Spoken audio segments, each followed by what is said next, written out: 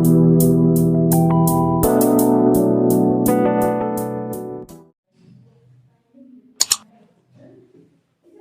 Particle का scattering पढ़ लिया था और उस पे जो रिजल्ट थे, कुछ उसके जो आउटपुट थे, उस पे भी हम लोगों ने डिस्कशन कर लिया था कि उसका मीनिंग क्या है और उससे बनने वाला ग्राफ किस टाइप का मिलेगा, वो भी हम लोगों ने देख लिया था।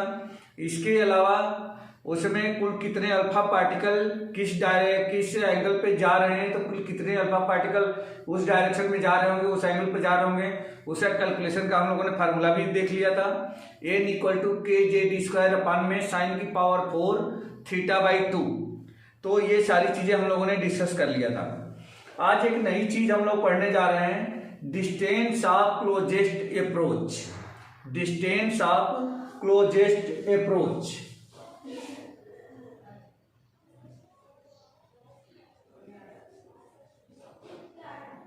Closest approach.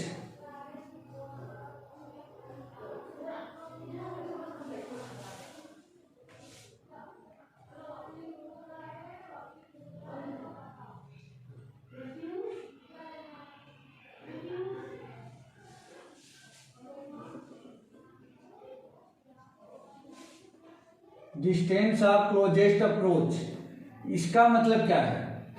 इसका मतलब ये है कि अल्फा पार्टिकल किसी भी एटम के, जिसका हम लोग फॉइल रखते हैं ऑप्शन सामने, जैसे हम लोग अल्फा पार्टिकल स्कैटरिंग में हम लोगों ने गोल्ड का फॉइल रखा था, गोल्ड फॉइल रखा था।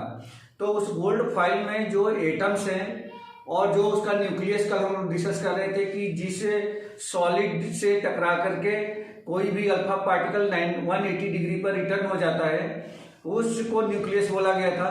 उस न्यूक्लियस के कितना नजदीक जा सकता है अल्फा पार्टिकल, वो आज हम लोग इसको कैलकुलेट करने वाले हैं। वही कैलकुलेट करेंगे कि डिस्टेंस ऑफ क्लोजेस्ट अप्रोच, यानी कि अल्फा पार्टिकल उस न्यूक्लियस के कुल कितना पास जा सकता है। तो इसको हम लोग R0 से डिनोट करेंगे, R0। तो R0 को कैलकुलेट करेंगे कि R0 कितना होगा। ठीक है बेटा। तो जैसे कल हम लोगों ने देखा था, जो डायग्राम बनाया था उसको थोड़ा सा एक छोटा सा रिव्यू करना है। जैसे हम लोगों ने देखा था कि बिस्मिथ का एक छोटा सा पार्ट हम लोगों ने लिया था और इस टाइप से एक बॉक्स के अंदर यहाँ पे रखा गया था और इसी से क्या हो रहा था, अल्फा पार्टिकल जनरेट हो रहा था। यहाँ से अल्फा पार्टिकल जनरेट होकर के ये इस डायरेक्शन में मूव कर रहा था अल्फा पार्टिकल। और क्या हो रहा था, जैसे मान लीजिए कि यहाँ पे एटम है, सामने अगर एटम है तो इस एटम का अगर मान लेते हैं कि ये न्यूक्लियस है, ये न्यूक्लियस है जो कि पॉजिटिव होता है। अब न्यूक्लियस पे कुल कितना पॉजिटिव होता है ये तो अपने को नहीं पता है, जिसमें जितना नंबर ऑफ प्रोटॉन्स होंगे उतने ही पॉजिटिव चार्ज आ जाएगा। और यहाँ से जो अल्फा पार्टिकल निकल रहा है, तो अल्फा पार्टिकल भी ऑलरेडी क्या होता है, ये पॉजिटिव चार्ज होता है। अगर ये हीलियम से है तो हीलियम पे दो प्रोटॉन होते हैं, तो इस पे 2 पॉजिटिव चार्ज हो गए। अब ये अल्फा पार्टिकल कितना नियरेस्ट, कितना क्लोजेस्ट हो सकता है किसी के, इस न्यूक्लियस के। ये जो न्यूक्लियस है यहाँ पे, ये जो न्यूक्लियस है, इस न्यूक्लियस के कितना क्लोजेस्ट हो सकता है, यही चीज हम लोग को यहाँ पे कैलकुलेट करके बतानी है। और यहाँ पे एक बात समझ में आ रही होगी, भले कल शायद समझ में नहीं आया या अभी भी जैसे ही मैं बताऊंगा आपको समझ में आ जाएगा कि अल्फा पार्टिकल जो यहाँ से निकल रहा है, या अल्फा पार्टिकल जब न्यूक्लियस की तरफ जा रहा होगा तो अल्फा पे भी पॉजिटिव है चार्ज है और न्यूक्लियस पे पॉजिटिव चार्ज है। तो क्या न्यूक्लियस इसको रिपेल नहीं करता होगा क्या? बोलो बेटा, क्या इसमें इलेक्ट्रोस्टैटिक फोर्स अप्लाई नहीं हो रहा होगा क्या? 100% हो रहा होगा भाई। जब दोनों पॉजिटिव चार्ज हैं तो 100% न्यूक्लियस इसको क्या करता होगा, रिपेल करता होगा। आफ्टर ऑल, अगर ये अल्फा पार्टिकल न्यूक्लियस के नियर जा रहा है, पास में जा रहा है, तो इसका मतलब ये होगा कि अल्फा पार्टिकल के पास जो अपनी खुद की काइनेटिक एनर्जी है, उस काइनेटिक एनर्जी को यूज करके ही क्या कर रहा है, ये जा रहा है। मतलब इसके पास काइनेटिक एनर्जी बहुत ज्यादा है, वह काइनेटिक एनर्जी इलेक्ट्रोस्टैटिक फोर्स पे कुछ भारी पड़ रहा है, जिससे कि ये अल्फा पार्टिकल इसके पास में जा रहा है। समझ में बात आ रही है क्या बेटा? राजदीप जयेश, ये बात समझ में आई क्या? सर लास्ट वाला पॉइंट समझ में नहीं आया, आपने जो समझाया। अच्छा, मैं ये बोल रहा हूं कि अल्फा पार्टिकल यहां से निकल रहा है, समझ में आ रहा है? हाँ सर। और ये अल्फा पार्टिकल निकल करके न्यूक्लियस के पास जा रहा है। हाँ सर। तो जब न्यूक्लियस के पास अगर अल्फा पार्टिकल जा रहा है तो न्यूक्लियस भी पॉजिटिव है और अल्फा पार्टिकल भी पॉजिटिव है, तो क्या इन दोनों के बीच में रिपल्सन नहीं होता होगा क्या? होगा सर। 100% होगा। इसमें इलेक्ट्रोस्टैटिक फोर्स लग रहा होगा। हाँ सर। लेकिन इसके बावजूद भी अल्फा पार्टिकल इसके तरफ जा रहा है, कल हम लोगों ने देखा ही। तो इसका मतलब ये हो गया कि अल्फा पार्टिकल के पास काइनेटिक एनर्जी होगी, एक स्ट्रॉन्ग काइनेटिक एनर्जी होगी, जिसकी वजह से वह इधर जा रहा होगा। ये रिपेल करता होगा फिर भी वो उसके पास तक पहुंच रहा है। समझ में आ रहा है क्या? तो अल्फा पार्टिकल के इसके पास पहुंचने का रीजन क्या है? Kinetic energy of the alpha particle. ये बात समझ में आ गई क्या बेटा? हाँ सर। तो क्या ये अल्फा पार्टिकल जैसे जैसे इधर जा रहा होगा और ये इसको रिपेल कर रहा होगा तो काइनेटिक एनर्जी में डिक्रीजिंग भी तो आ रही होगी, यानी उसी काइनेटिक एनर्जी लॉस हो रही होगी, है ना? हाँ सर। तो धीरे धीरे अल्फा पार्टिकल जाते जाते अगर मान लो कि इस पॉइंट पर जाकर के इसकी काइनेटिक एनर्जी क्या हो गई? काइनेटिक एनर्जी लॉस हो गई। तो जैसे इसी काइनेटिक एनर्जी लॉस होती है तो उस सिचुएशन में जाकर के अल्फा पार्टिकल रुक जाएगा। बोलो बेटा, रुकेगा कि नहीं रुकेगा? रुकेगा सर। रुक जाएगा। तो जहां पे ये जाके रुक जाता है और ये जितनी डिस्टेंस बच जाती है कौन सी? अपने न्यूक्लियस की, उसी को हम लोग क्लोजेस्ट अप्रोच कहेंगे, जिसको और नॉट से डिनोट कर रहे हैं। बात समझ में आ गई क्या बेटा? राजदीप, मतलब स्ट्राइक नहीं करेगी क्या न्यूक्लियस? न्यूक्लियस को स्ट्राइक हो सकता, कर भी सकती है, अभी मैं बताऊंगा। न्यूक्लियस को स्ट्राइक करेगी, लेकिन न्यूक्लियस को कब स्ट्राइक करेगी? जब अल्फा पार्टिकल के पास मैक्सिमम काइनेटिक एनर्जी होगी।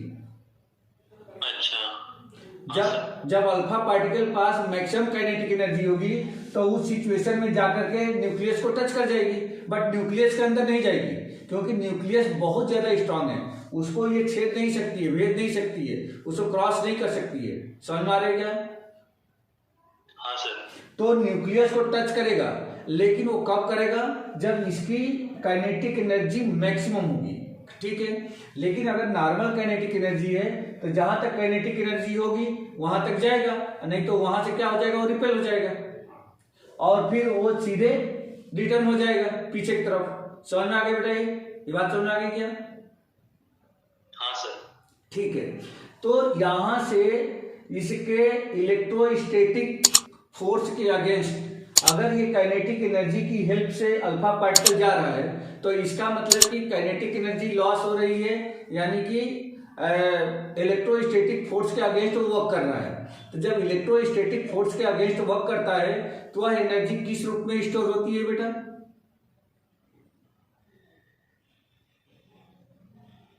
किस रूप में स्टोर होती है? पोटेंशियल एनर्जी के रूप में स्टोर होती है ना? ऑलरेडी हम लोग पढ़ चुके हैं फर्स्ट चैप्टर में। सर कैसे? अरे भाई, पोटेंशियल जब ये इसको रिपेल करेगा और ये उसके अगेंस्ट जाएगा तो अगेंस्ट तो वर्क कर रहा है ना, अगेंस्ट तो वर्क कर रहा है ना वो। हाँ सर।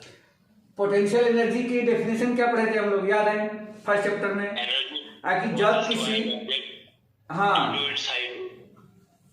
हाँ जब इनफाइनाइटी से किसी पॉजिटिव चार्ज को हम लोग क्या करते हैं? जब उसको किसी इलेक्ट्रिक फील्ड में लेकर के आते हैं, किसके अगेंस्ट? इलेक्ट्रोस्टैटिक फोर्स के अगेंस्ट वर्क करके, तो वही पोटेंशियल एनर्जी हो जाती है ना? पर यूनिट चार्ज, यानी कि टोटल वर्क डन को पर चार्ज से डिवाइड कर दे, जिस चार्ज को लेकर आ रहे हैं, वही क्या हो जाता था?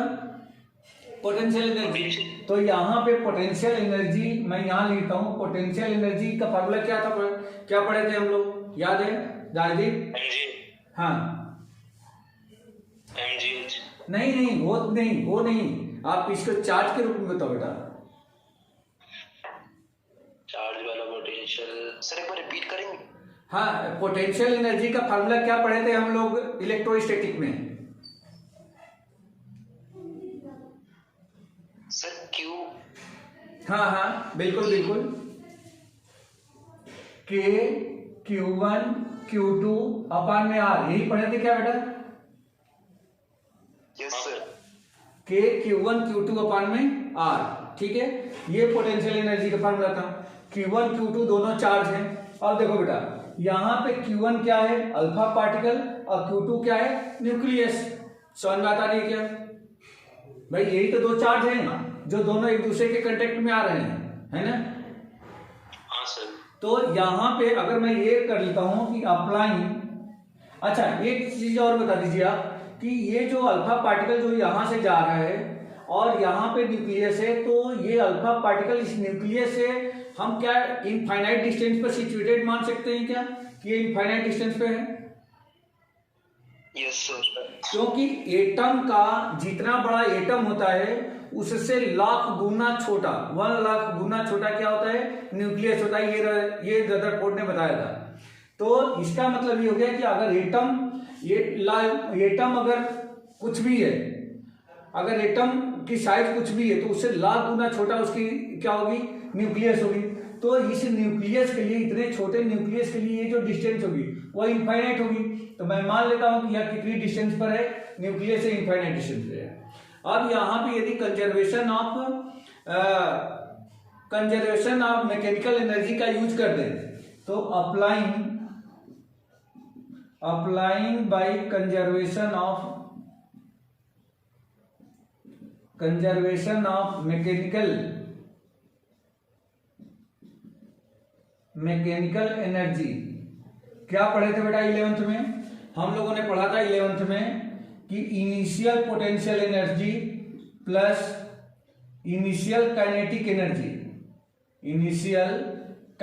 Energy equal to final potential energy plus final kinetic energy.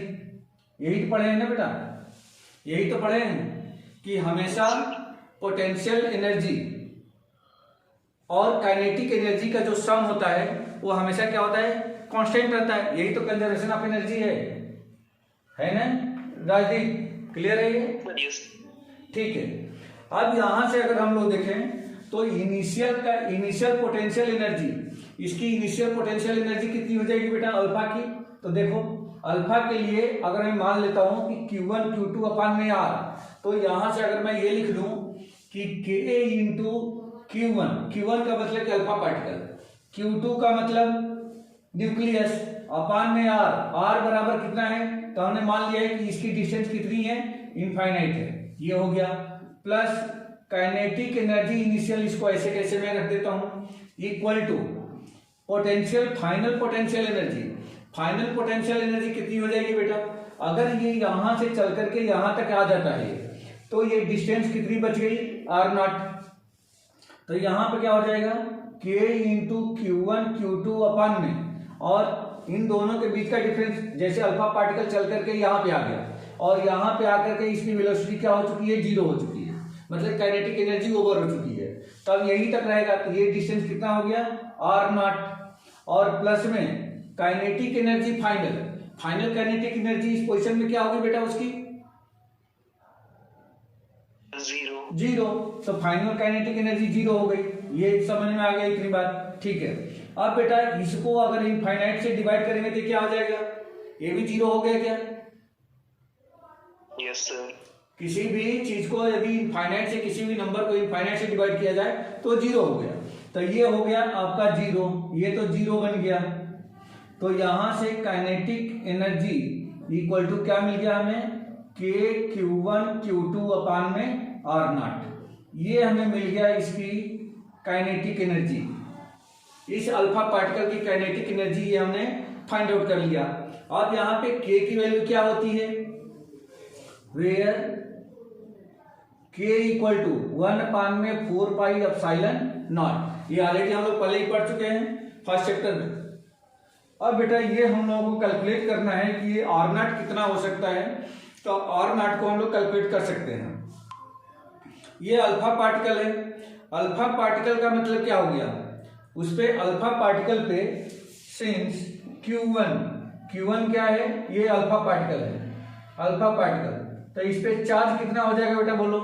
अगर मान लो कि ये हीलियम का है तो हीलियम में प्रोटॉन की संख्या कितनी होती है? 2। तो कितनी हो जाएगी? क्या 2e हो जाएगा क्या बेटा? इस पे चार्ज बोलो।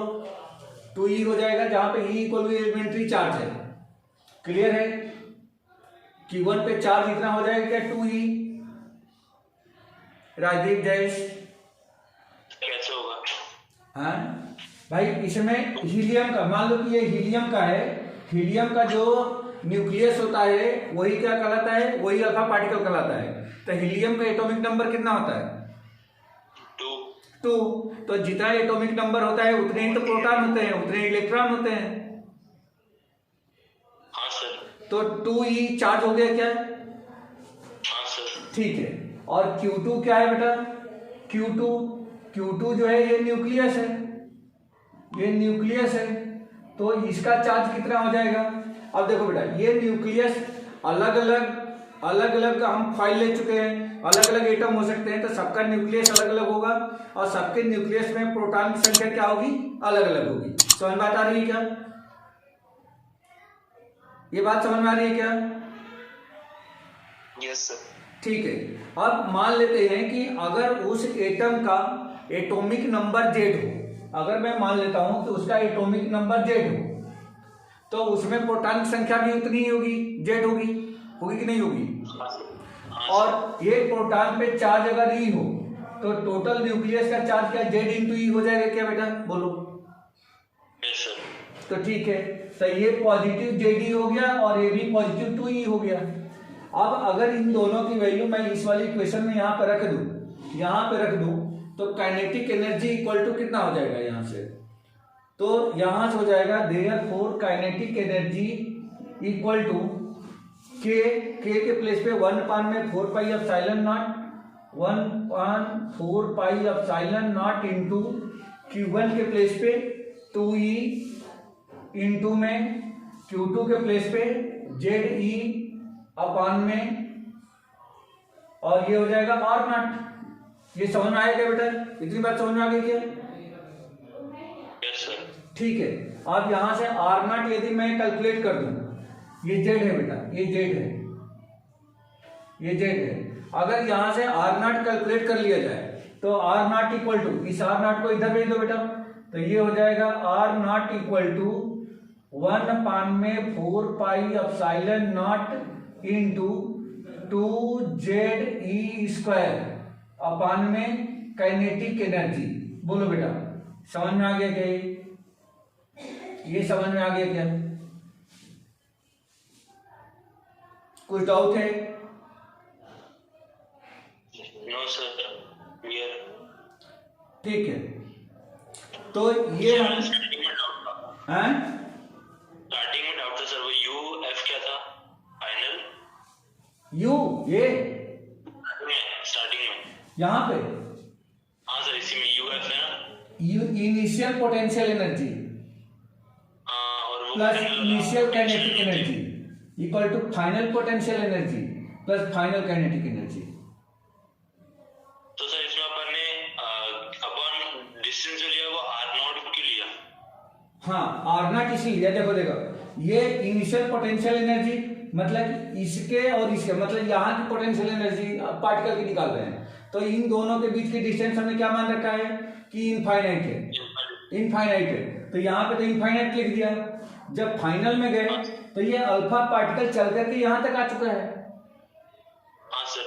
और अब इस अल्फा पार्टिकल और इसके बीच की डिस्टेंस को हमने क्या मान लिया है कि R0 बचा हुआ है। अच्छा, तो इसकी जगह पे हम लोग R0 ही तो लिखेंगे। ओके सर, क्लियर है। समझ में आ गया ये? हाँ सर। ठीक है बेटा।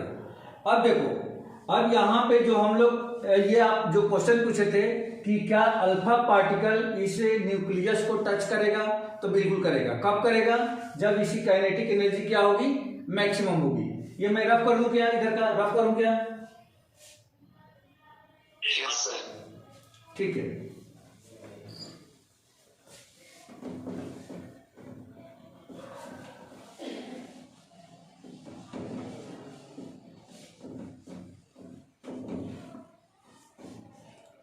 तो यहां पे देखिए बेटा, when kinetic energy is maximum, when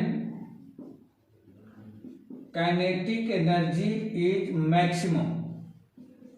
जब काइनेटिक एनर्जी मैक्सिमम होती है उस सिचुएशन में, जब काइनेटिक एनर्जी मैक्सिमम होगी तो आर नॉट क्या होगा बेटा, मिनिमम होगा या नहीं होगा बोलो। क्योंकि अगर इसकी काइनेटिक एनर्जी मैक्सिमम है तो ये बिल्कुल क्लोजेस्ट चला जाएगा किसके, न्यूक्लियस के। मतलब आर नॉट की वैल्यू मिनिमम हो जाएगी क्या, बोलो बेटा। Then R naught will be minimum. दादी देश समझ में आया नहीं आया, ये समझ में आया नहीं आया, आ गया, ठीक है। तो जब काइनेटिक एनर्जी मैक्सिमम होगी तो जो हमारा ये आर नॉट है, मतलब कि उस पार्टिकल और न्यूक्लियस के बीच की डिस्टेंस क्या हो जाएगी, मिनिमम हो जाएगी। उस सिचुएशन में नेचुरली, अच्छा ये हम देखें कि किसी अल्फा पार्टिकल की जो नेचुरली जो काइनेटिक एनर्जी मैक्सिमम होती है वो कितनी होती है। तो नेचुरली अगर हम बात करें, naturally maximum kinetic energy of alpha particle, alpha particle ये कल हम लोगों ने देखा था, कितना बताए थे ये कि ये होता है 7.7 मेगावाट, सॉरी मेगा वोल्ट। ये होता है इसकी नेचुरली काइनेटिक एनर्जी मैक्सिमम होती है। लेकिन इसको आर्टिफिशियली यानी कि हम लोग खुद उसको एक्सीलरेट कर सकते हैं। कैसे, मान लीजिए कि कोई आपने वोल्टेज लगा दिया, तो जैसे ही वोल्टेज पोटेंशियल डिफरेंस लगाएंगे पॉजिटिव से निगेटिव तरफ वो दौड़ने लगेगा, है कि नहीं है। लेकिन नेचुरली जो है 7.7 मेगा वोल्ट ही होता है। समझ में आता है क्या। अच्छा, और अगर यहाँ पे हम लोग गोल्ड की बात करें, अगर गोल्ड फाइल लिया था, क्योंकि मैं आर नॉट कैलकुलेट करके बता रहा हूँ बेटा कि आर नॉट की वैल्यू कितनी आएगी इसमें। तो यहाँ पे क्या हो जाएगा, यहाँ पे अगर गोल्ड की बात करें तो फॉर गोल्ड, अब फॉर गोल्ड जेड कितना होता है बेटा बता दो। मतलब एटॉमिक नंबर गोल्ड का कितना होता है, 79। गोल्ड का जो एटॉमिक नंबर होता है 79 होता है। एंड अच्छा, जो 1 में ये अब हमें चाहिए, देखो जेड हमने फाइंड कर लिया, यहाँ पे काइनेटिक एनर्जी भी हमने निकाल लिया, काइनेटिक एनर्जी मैक्सिमम कितनी होगी, और जेड ऑलरेडी मिल गया, ई ऑलरेडी हमें पता है कि ई कितना होता है, और अब हमें चाहिए 1/4 पाई एप्सिलॉन नॉट। तो 1/4 पाई एप्सिलॉन नॉट, तो ये ऑलरेडी तो हम लोग बहुत पहले से ही पढ़ते आ रहे हैं, कितना होता है बेटा 9 × 10⁹ होता है। अगर ये सारे वैल्यू जिसमें रख दिया जाए तो उस सिचुएशन में जो आर नॉट आता है, therefore R naught equal to, मतलब इसमें अगर मैं रख देता हूं तो ये आपका आ जाएगा 3 × 10⁻14 मीटर। समझ में आ गया बेटा, 3 × 10⁻14 मीटर। तो आर नॉट कहां बच गया, मतलब ये हो गया कि अगर ये अल्फा पार्टिकल इस न्यूक्लियस को टच कर जाए तो एक तरीके से न्यूक्लियस की ये रेडियस होगी बेटा, ये क्या होगी, न्यूक्लियस की रेडियस होगी। समझ में आता है क्या, ये न्यूक्लियस की रेडियस हो गई। अच्छा, इसको हम लोग अगर मैं इसमें से 30 इसको लिख दूं तो इसको फर्मी में, ये मीटर में है, इसकी मैं यूनिट अगर चेंज कर दूं तो यूनिट इसको हम लोग क्या लिख सकते हैं, और R naught equal to 30 × 10⁻−15 metre लिखा जा सकता है। और 10⁻−15 मीटर को हम लोग क्या लिखते हैं, फर्मी, मतलब 1 फर्मी में कितना होता है, 10⁻−15 मीटर होता है। तो इसको आप लिख सकते हो 30 फर्मी, 30 फर्मी, ये दूसरी यूनिट है बेटा। तो ये न्यूक्लियस की साइज आपको मिल जाएगी, या तो ऐसे मीटर में ये होगा या तो ये होगा, और फर्मी में ये हो जाएगा। ठीक है बेटा, 1 फर्मी इक्वल टू, मैं ये भी लिख देता हूं यहाँ पे, since 1 fermi equal to 10⁻−15 metre.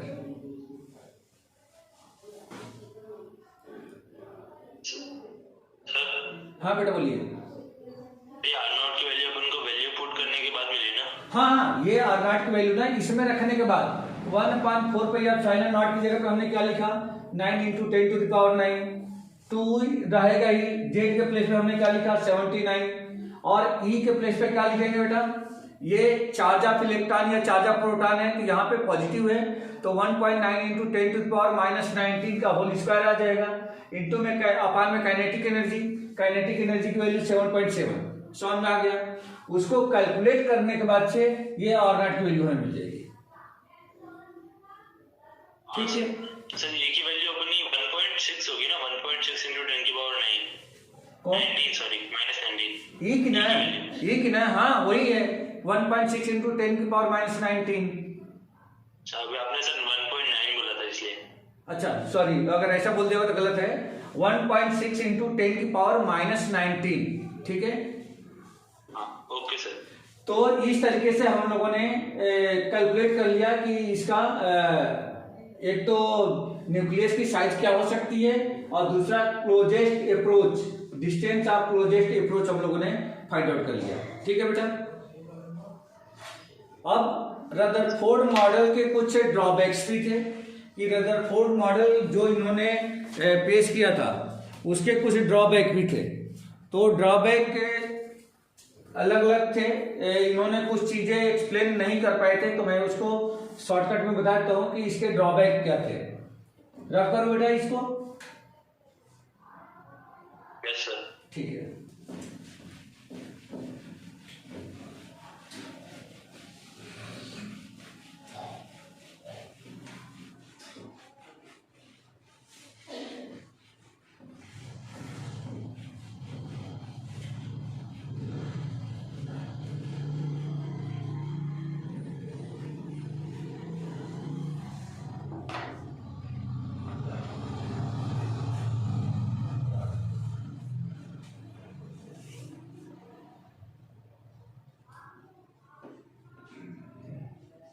Drawbacks of Rutherford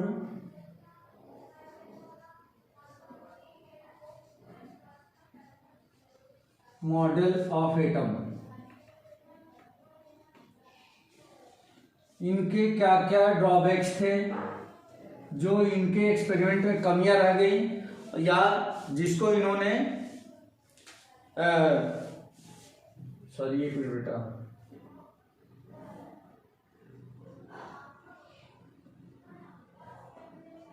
जिसको ये एक्सप्लेन नहीं कर पाए थे। तो इनकी कुछ ड्रॉबैक्स थे। वो पहला ड्रॉबैक ये था, ही can't explain stability of atom.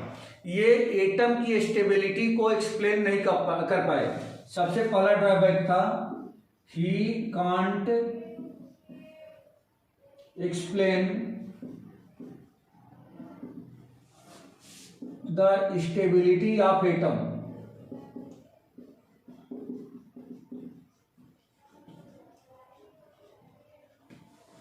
Atom की स्टेबिलिटी को एक्सप्लेन नहीं कर पाए। अब एटम की स्टेबिलिटी को नहीं कर पाने का क्या मतलब था, इन्होंने एक चीज ये बोल दिया था कि जो इलेक्ट्रॉन होता है वह किसी भी ऑर्बिट में किसी भी एनर्जी के साथ वो रिवॉल्व होता है। और ऑलरेडी पहले ये बताया जा चुका है कि जब भी इलेक्ट्रॉन, ऑलरेडी हम लोग पढ़ चुके हैं कि जब भी इलेक्ट्रॉन मूव करता है तो इलेक्ट्रॉन हमेशा क्या करता है, एनर्जी रेडिएट करता है, मतलब एनर्जी को रिलीज करता है। तो अगर इस तरीके से देखा जाए तो जैसे मान लीजिए कि ये न्यूक्लियस है और ये ऑर्बिट है, इस तरह से इलेक्ट्रॉन अगर किसी भी ऑर्बिट में किसी भी एनर्जी के साथ मूव कर रहा है तो इसमें होगा क्या, ये न्यूक्लियस है, न्यूक्लियस ऑलरेडी इसको अपने तरफ खींचेगा, और ये क्या हो रहा है कि ये रिवॉल्व हो रहा है, रिवॉल्व होने के साथ साथ एनर्जी भी रिलीज कर रहा है। तो क्या होगा कि धीरे धीरे ये इलेक्ट्रॉन क्या होगा, ये खींच रहा है, मतलब कि इसकी एनर्जी लॉस हो रही है। तो धीरे धीरे इलेक्ट्रॉन क्या होगा, घूमते रिवॉल्व होते आकर के क्या होगा, ये न्यूक्लियस के पास आ जाएगा, यानी कि न्यूक्लियस में वो गिर जाएगा। तो इस तरीके से हम देखें तो पूरे एटम की जो स्टेबिलिटी है वही खत्म हो रही है, लेकिन ऐसा नहीं होता है, इलेक्ट्रॉन न्यूक्लियस के अंदर गिरता नहीं है। तो इसलिए ये रदरफोर्ड इस चीज को एक्सप्लेन नहीं कर पाए थे कि ऐसा होता है। जबकि नील्स बोहर ने जब अपना दूसरा मॉडल उन्होंने पेश किया तो उसने बताया कि नहीं, ऐसा नहीं है कि इलेक्ट्रॉन किसी भी ऑर्बिट में किसी भी एनर्जी के साथ रिवॉल्व करता है। उन्होंने बताया कि जो इलेक्ट्रॉन होता है वह किसी फिक्स ऑर्बिट में फिक्स एनर्जी के साथ रिवॉल्व करता है, ठीक है। उसकी एनर्जी और जो ऑर्बिट होती है वह श्योर रहती है, निश्चित रहती है को कहाँ पे रिवॉल्व करेगा। तो पहला ड्रॉबैक तो इनका ये था। दूसरा ड्रॉबैक था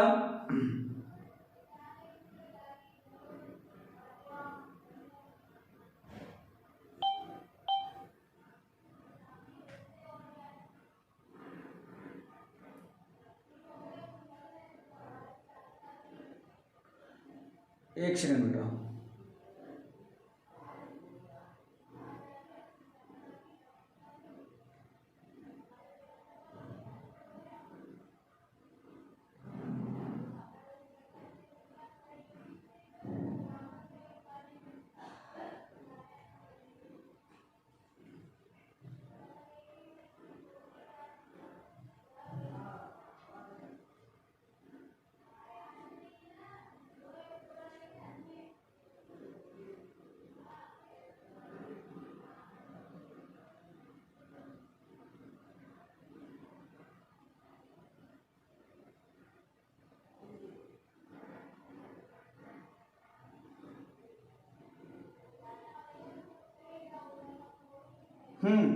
दूसरा इनका ड्रॉबैक था कि electron can revolve in any circular orbit.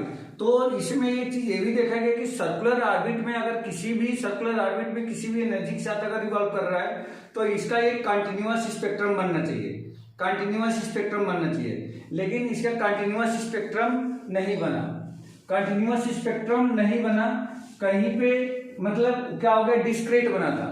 तो दूसरा इनका ड्रॉबैक ये था कि he can't explain to form discrete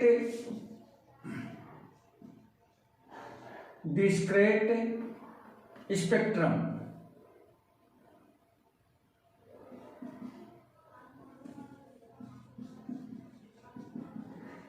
discrete spectrum का रीजन क्या था, उस चीज को ये एक्सप्लेन नहीं कर पाए थे।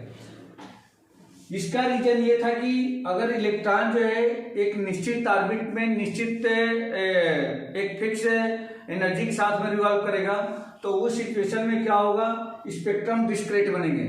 लेकिन रदरफोर्ड के कहने के हिसाब से क्या था, कि वह किसी भी ऑर्बिट में किसी भी एनर्जी के साथ अगर मूव कर रहा है तो वह कंटिन्यूअस एक स्पेक्ट्रम बनना चाहिए, लेकिन ये चीज नहीं हो पाएगा।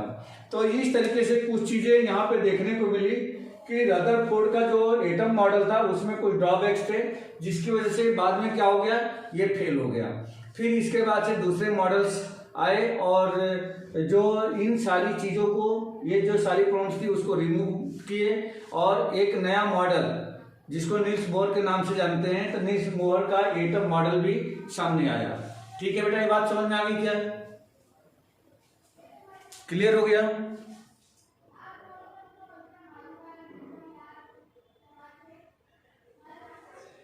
हाँ सर, ठीक है। तो मिरर में दिख रहा है, एक बार कैमरा ऑन कर दीजिए। हाँ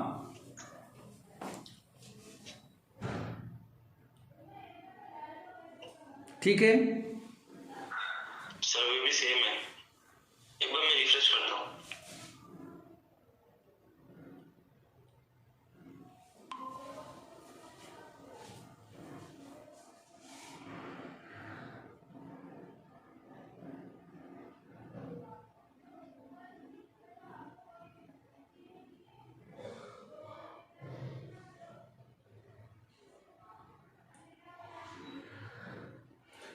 ठीक है बेटा, तो ये तो टॉपिक अपना कंप्लीट हो गया।